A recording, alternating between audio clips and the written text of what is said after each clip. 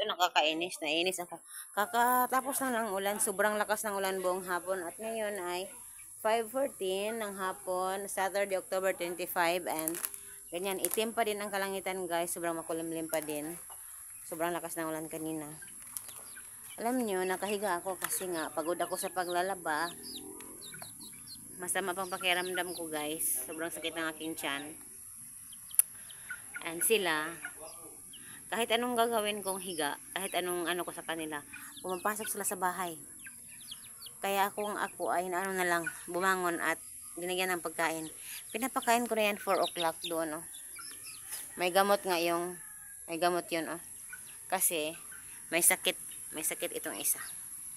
Oh, tingnan mo yung mukha. May sakit yung isa. Ay, dalawa palayas la. Yung isa maga yung mukha dahil sobrang sipon. Hindi ko alam kung saan ito. Basta itim yun. So, ayan. Ayan, umaga ang mukha, oh. Din. So, ayan. Hindi sila na mapakali. Grabe. Kain ka na doon. Huwag ka nang mag-ano pa.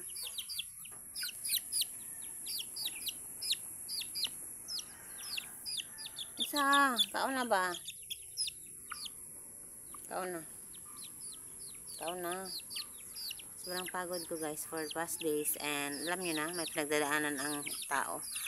At medyo masama talagang pakiramdam ko. Hindi naman sa nag-ano guys, pero lagi talagang medyo minsan. Oo, kasi sobrang pagod siguro, kulang sa tulog lagi.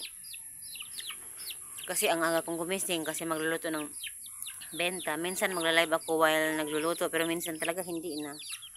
So, kahapon ng isang araw, habang nagluluto ako ng 3 AM, nagla-live ako, but hindi ako nagpapakita guys. So, ayan. So, yan. Yun lang muna. Thank you for watching. Sobrang makulimlim, guys.